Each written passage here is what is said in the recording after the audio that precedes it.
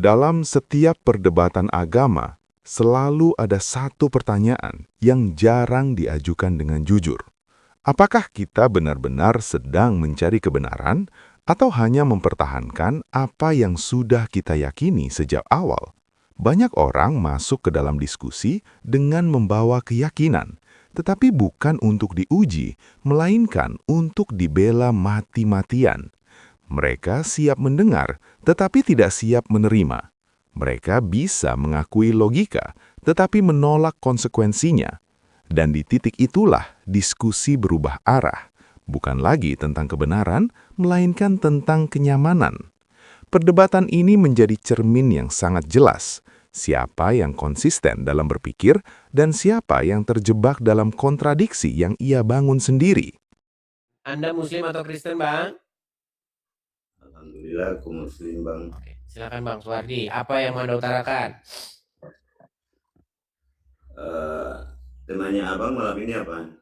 Temanya adalah apa yang mau kalian buktikan bahwasanya ucapan atau pernyataan-pernyataan saya itu salah. Silakan. Yes. Saya hanya ingin tahu dari abang bahwa semua kita sepakat bahwa Injil atau yang lebih dikenal dalam keseharian Nasrani itu adalah Alkitab ya.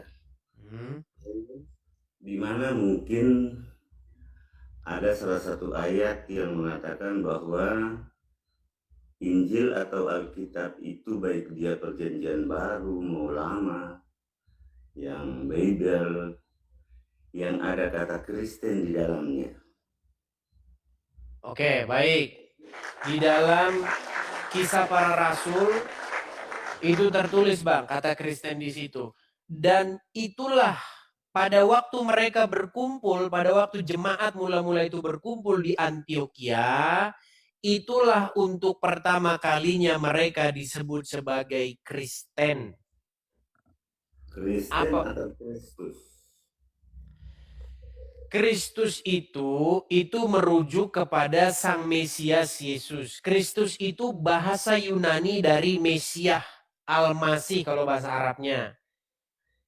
Nah, kemudian diterjemahkan ke dalam bahasa Yunani jadi Kristus. Nah, Kristen adalah pengikut-pengikut dari sosok Al-Masih tersebut. Pengikut dari sosok Yesus Kristus tersebut. Begitu. Cuman yang mau saya tanyakan bukan itu, Bang. Yang mau saya tanyakan kepada Anda, selama Anda udah berapa lama nonton saya diskusi? Saya sering sih. Oke. Yang mungkin yang banyak yang saya itu kemudian saya bandingkan lagi dengan apologet Kristen lainnya. Jujur Bang ya, kalau kemudian kita harus bandingkan di luar sana, di koma-koma lainnya, abang itu selalu dihujat oleh orang yang sealiran dengan Anda, yang seagama dengan Anda. Itu. Baik, yang menjadi pertanyaan saya kepada Anda begini. Selama Anda melihat saya berdebat diskusi, pernyataan-pernyataan saya dengan terhadap iman Anda, terhadap Islam, Quran, hadis, Muhammad, adakah saya itu melakukan yang namanya kesalahan atau pemfitnahan? Secara eksplisit mungkin saya belum menemukan itu sih. Nah, nggak ada kan? Memang nggak ada. Nah, yang menjadi pertanyaan saya sekarang, kalau memang benar semua yang saya katakan, berarti Anda setuju dengan argumen-argumen saya, betul? Yes. Ya itu.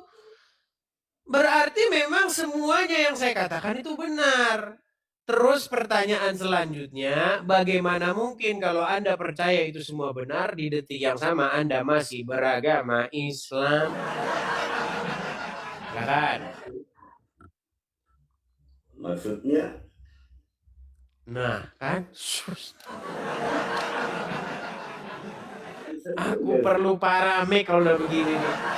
Bang, pada waktu saya berdebat ya dengan kalian, ada argumen-argumen saya itu. Semisal Bang, kita jangan merokok Bang, nanti abang kena ban loh. Gini, Anda akui nggak bahwa sang Nabi, sang Baginda itu berdosa? Oh enggak. Oke. Terus kenapa Anda bilang tadi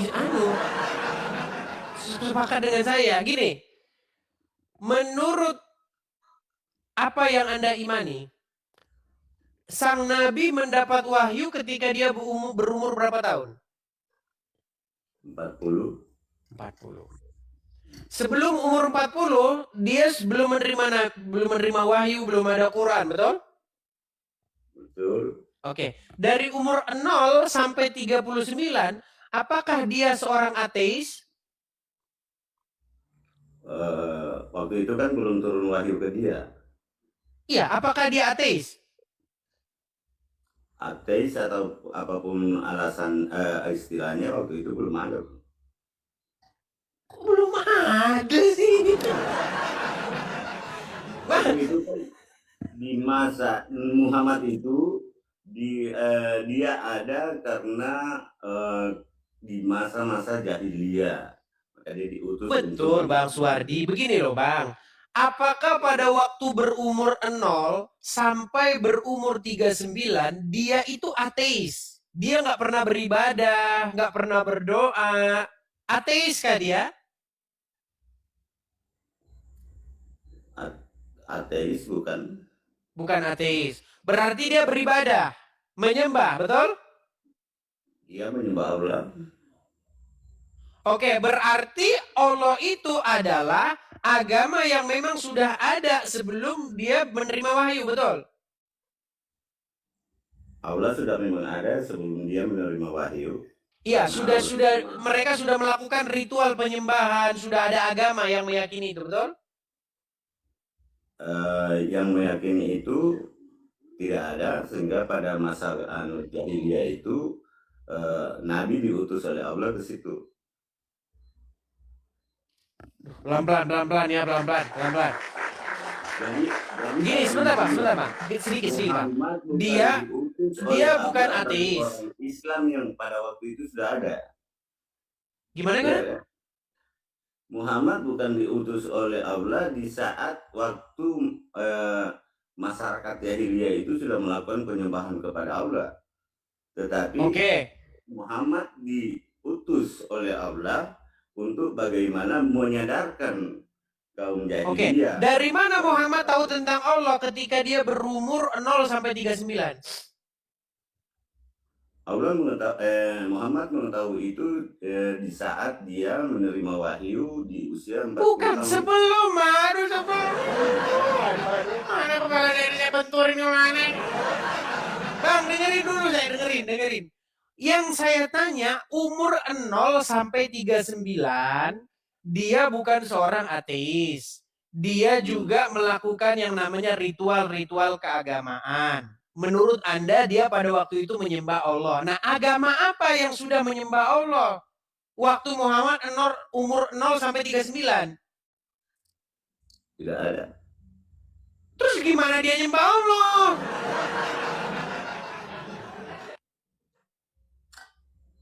Pusing-pusingku memikirnya. Coba kita gini. Modal utama dalam sebuah diskusi itu adalah kejujuran. Jujur gitu loh. Kalau kita membohongin diri kita sendiri, untuk apa kita diskusi ini? Untuk apa? Bukan mau cari kebenaran kita. Kita bukan mencari kebenaran, melainkan mempertahankan yang namanya nipu diri sendiri. Makasih Bang Jo. Coba, Bang Suwardi. Kita jangan muter-muter ya. Umur 0 sampai umur 39, dia beragama. Apa agama dia? Tidak ada. Terus kok beragama? Dalam riwayat Anda agamanya apa? Sebentar, saya mau ke kantor kecamatan. Sebentar. Saya mau ke kantor kecamatan. Pak Camat. Lurah. Ya, mau ngapain? Mau bikin KTP. Oke, nama Suwardi. Anda punya agama nggak? Punya. Agama Anda apa? Nggak ada. Maksud Anda gimana? Saya punya agama, Pak. Tetapi agama saya nggak ada. itu nanti gelas melayang ke muka.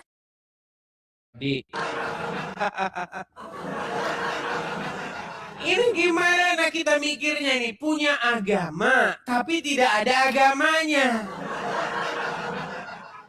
Sungguh Anda berada di dalam kesesatan yang nyata. Aduh. Sungguh Herman saya dengan mereka ini. Gimana sih kita ini mau diskusi kalau begini?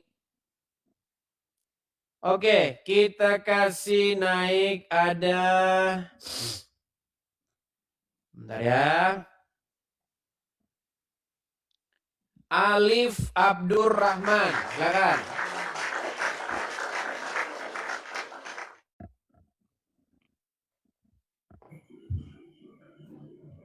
Silakan Alif, nyalakan kamera Anda. Selamat malam, silakan nyalakan kamera Anda.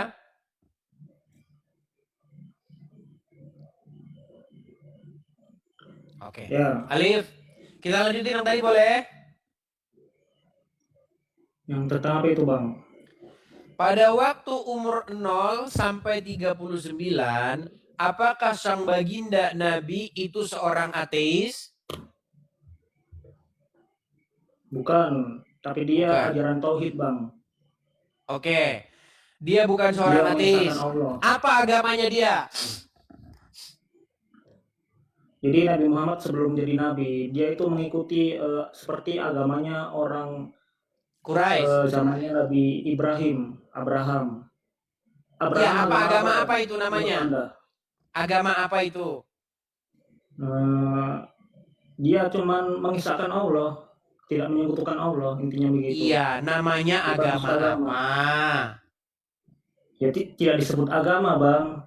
Iya, kepercayaan apa itu namanya? Ajaran yang lurus tauhid, Oke, berarti dia sudah berada di jalan yang lurus. Betul. Oke, baik. Coba bukakan surat Ad-Duha.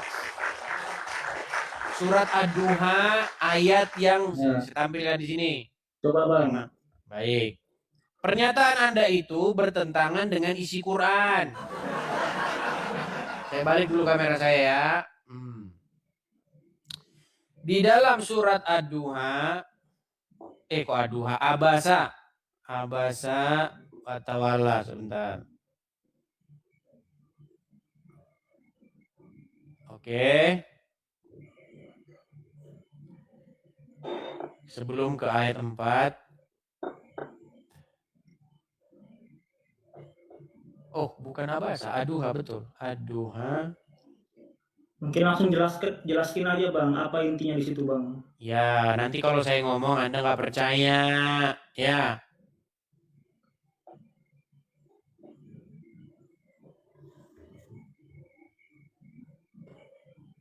Kalau saya ngomong Anda nggak percaya nanti, makanya harus saya tunjukkan. Oke. Dalam surat Ad-Duha ayat yang ke-7, coba buka. Ya. Oke. Di sini dikatakan begini. Dan dia mendapati kamu sebagai seorang yang bingung. Nah, kata bingung ini terjemahan salah ini. Coba Anda baca. Anda baca bahasa aslinya coba. Wajadaka dolam fahada. Dolan fahada. Perhatikan kata dolan. Oke. Nah, dalam kata dolan ini kata yang sama dengan surat Al-Fatihah. Sebentar, saya buka dulu surat Al-Fatihah ayat yang ke-7. Sebentar. Al-Fatihah. Al-Fatihah kayaknya walad dolin. Ya, sebentar, Bang. Sabar, tenang. Tenang. Terus intinya apa, Bang? Langsung saya ke intinya, Bang. Jangan terlalu ribet. Intinya Anda ngibul ketika Anda katakan Muhammad sudah berada di jalan yang lurus. Bentar. Tapi saya nggak langsung ngomong-ngomong begitu. Al-Fatihah ayat yang ke-7. Oke. Kelihatan? Walad dolin. Kelihatan? Ya, apa itu, Bang? Diterjemahkan apa? Diterjemahkan apa? Ini kata dolin ini walad dolin, walad dolin. Kata dolin ini diterjemahkan sebagai apa? Orang yang sesat. Sesat. Nah, sesat. Kata dolan dengan kata dolin ini kata dasar yang sama. Setuju? Tunggu, saya baca dulu yang Ad-Duha, Bang. Mungkin Anda itu suka Oke, memframe-frame. silakan. Ayat berapa tadi, Bang, Ad-Duha? Ad-Duha ayat yang ke-7 dibandingkan dengan surat Al-Fatihah ayat yang ke-7 juga. Dan dia mendapatimu sebagai seorang yang bingung, lalu dia memberikan petunjuk. Sebenarnya bukan bingung, Bang, sesat. Sesat itu terjemahan yang benar tuh sesat, bukan bingung. Sesat, lalu dia memberikan petunjuk. Maksudnya gimana? Anda gimana? Oke, kita baca aja. Kalau kamu nggak percaya, kalau Anda nggak percaya, kita baca tafsir dari Kementerian Agama Republik Indonesia. Setuju? Setuju? Ya, itu lebih bagus, Bang. Baik, kita bacakan ya. Tafsir Kementerian Agama RI. Kelihatan? Saya yang ngomong atau Kementerian Agama? Ya, coba, Bang, langsung. Sebentar, yang ngomong saya atau Kementerian Agama? Tafsir ringkas Kementerian Agama. Baik, saya bacakan. Anda ucapin. Baik, dan bukankah dia juga mendapatimu sebelum menjadi nabi sebagai seseorang yang bingung? Karena apa kok bingung? Karena belum mengetahui akidah dan hukum yang benar. Apakah Muhammad sudah mengetahui akidah pada waktu umur 0 sampai 39? Ya, lanjut aja, Bang. Anda tuh suka frame-frame. Enggak, saya tanya dulu. Gitu. Sebelum berumur 39, apakah dia sudah mengetahui akidah dan mengetahui hukum yang benar? Saya tidak tahu. Gimana sih ini orang? Sungguh Anda berada di dalam kebohongan. Saya putarkan saja satu video. Nih, saya putarkan satu video ya. Ustadz Effendi, ya. Bang, abang dari mana asalnya, Bang? Aku dari Sulawesi, Bang. Sulawesi, oke. Saya akan tunjukkan ya, pernyataan daripada seorang Ustadz Effendi. Ya, tentang surat Ad-Duha. Saya tahu, Bang, dia Anda tuh mau framing gitu. Bentar, Bang. Tenang, Bang, tenang. Oke, saya tampilkan dulu ya. Sayangnya ini ada musik-musiknya sih. Coba ya, nih, dengerin. Kalau nggak denger, tolong kasih tahu. Nggak kedengeran, Bang. Kecil suaranya. Gimana? Kecil suaranya. Oke. Kalau begini gimana? Bentar. Saya balikan ya kamera. Sebentar, saya balikan kamera saya. Kalau begini kedengeran nggak nih? Bentar. Nih ya, saya putarkan ya. Surat Wadduha itu dolam fahada. Orang itu sesat awalnya. Dolam fahada. Muhammad termasuk maka kalau ada yang muludan ini memperingati apa ini? Memperingati kesesatan Muhammad. Sampai usah bawa dia dan nyebut Muhammad sesat tidak ke apa kabeh itu nyawa naon nanti. Jadi mau bahwa wajadaka dolam pada arti wajadaka dolam pada itu naon? Wajadaka dolam pada dan ketika Allah mendapatimu dalam keadaan sesat, kemudian Allah berikan petunjuk. Jadi kalau ya Pak Ebi nyebut malam ini Muhammad itu asalnya sesat, eta ya berdasar gitu. Berdasar sesat. Nah, tuh. Anda itu video. Saya nggak video gimana?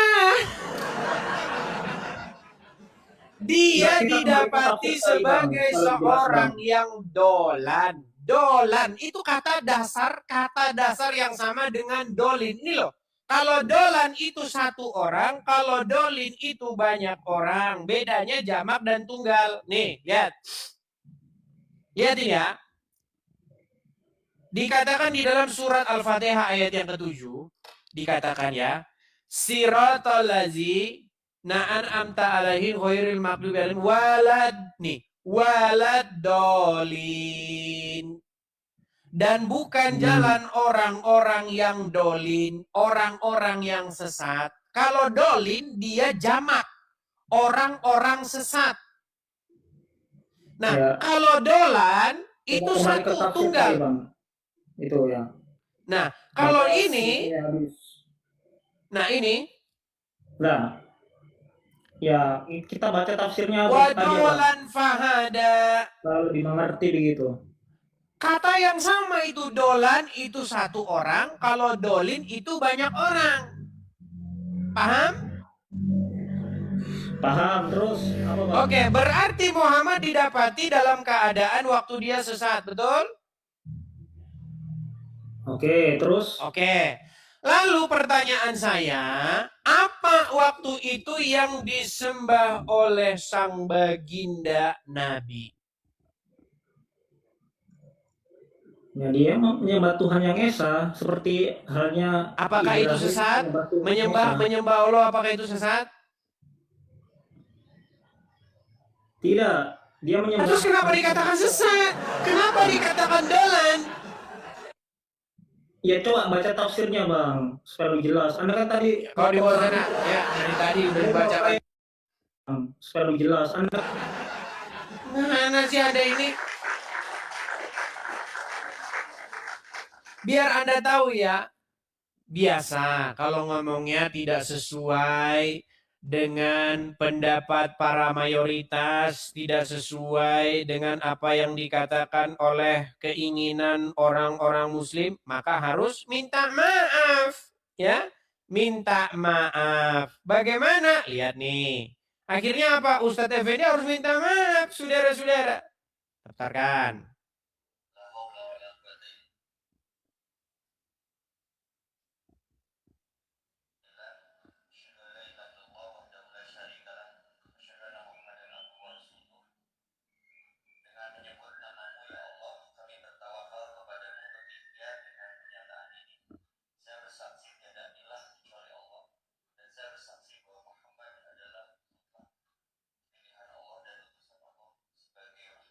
Nah, saya balikin. Saya Effendi, manusia biasa yang saya nyatakan saya bersalah karena di satu ceramah saya menyatakan Muhammad sebelum diangkat jadi nabi tersesat, tapi maksudnya bukan itu. Kalaupun itu sudah dianggap pernyataan dan sudah publis. Nah, biasa. Karena apa? Karena didekat sama ormas. Gimana? Kalau tidak ya mana ada. Pokoknya pendapat harus seragam ya. Kalau tidak seragam nanti tidak ini nanti harus minta maaf. Biasa itu seperti itu ya. Pokoknya di Indonesia itu memang seperti itu kalau beragama itu. Kalau Anda tidak sepaham dengan pemahaman mayoritas, awas Anda nanti bisa dipenjara. Minta maaf gak Anda? Jadi jangan salah teman-teman, setan-setan pemahaman, setan-setan polisi agama itu juga ada. Ya. Dalam dialog tadi, Edis memulai dengan pendekatan yang sangat strategis, bukan langsung menyerang, tetapi menguji konsistensi berpikir lawan. Ketika lawan mengakui bahwa tidak ada pemfitnahan atau kesalahan dalam argumen yang disampaikan, bahkan menyatakan setuju, disitulah Edis masuk ke pertanyaan kunci. Jika semua itu benar, mengapa masih bertahan pada keyakinan lama? Ini bukan sekedar pertanyaan retoris, ini adalah pukulan terhadap inkonsistensi. Karena menerima kebenaran secara intelektual, tetapi menolaknya secara eksistensial, adalah bentuk kontradiksi yang nyata. Kemudian, Edis mengarahkan diskusi ke satu titik krusial, status keimanan Muhammad sebelum usia 40 tahun. Logika yang dibangun sangat sederhana tetapi memantikan. Jika Muhammad bukan ateis, berarti beliau beribadah. Jika beribadah, pasti ada sistem kepercayaan. Jika ada sistem kepercayaan, harus ada identitas atau bentuk ajaran. Namun, lawan terjebak dalam jawaban yang kontradiktif, mengatakan punya keyakinan tetapi tidak ada agamanya. Di sini, Edis menyoroti absurditas logika tersebut dengan analogi sederhana, punya agama tapi tidak ada agamanya, yang secara rasional tidak bisa dipertahankan. Ini menunjukkan satu hal, ketika argumen dipaksakan untuk menjaga keyakinan, logika sering dikorbankan. Selanjutnya, Edis membawa diskusi ke teks, yaitu Al-Quran, khususnya surah Ad-Duha ayat 7. Ia menyoroti kata kunci dolan yang sering diterjemahkan bingung, namun secara leksikal berkaitan dengan makna tersesat. Kemudian ia menghubungkannya dengan istilah serupa dalam surah Al-Fatihah, dolen, yang jelas-jelas diterjemahkan sebagai orang-orang yang sesat. Disinilah Edis membangun argumen linguistik, kata dasar yang sama tetapi diterjemahkan berbeda demi menyesuaikan narasi. Lebih jauh, ia memperkuat dengan tafsir resmi yang menyatakan bahwa sebelum kenabian, Muhammad belum mengetahui akidah dan hukum yang benar. Artinya, ada dua kemungkinan, entah klaim tersebut keliru atau pemahaman terhadap teks tidak konsisten. Dan sekali lagi, lawan tidak mampu memberikan jawaban yang tegas, bahkan akhirnya mengakui tidak tahu. Di titik ini, Edis mengembalikan diskusi ke prinsip dasar, kejujuran dalam berpikir. Karena tanpa kejujuran, diskusi hanya menjadi ajang mempertahankan posisi, bukan mencari kebenaran. Ia juga menyinggung fenomena sosial yang lebih luas, bahwa dalam banyak kasus, tekanan mayoritas sering membuat orang tidak berani menyampaikan pemahaman yang berbeda, bahkan ketika itu memiliki dasar. Ini memperlihatkan bahwa masalahnya bukan hanya pada teks, tetapi juga pada lingkungan yang membatasi kebebasan berpikir. Pada akhirnya, perdebatan ini bukan tentang siapa yang lebih banyak bicara, tetapi siapa yang konsisten antara apa yang ia akui dan apa yang ia yakini. Karena mengakui kebenaran itu mudah, yang sulit adalah mengikuti kemana kebenaran itu membawa kita.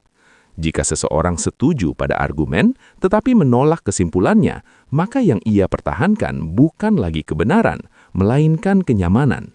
Dan disitulah garis pemisah itu jelas, antara pencari kebenaran dan penjaga keyakinan.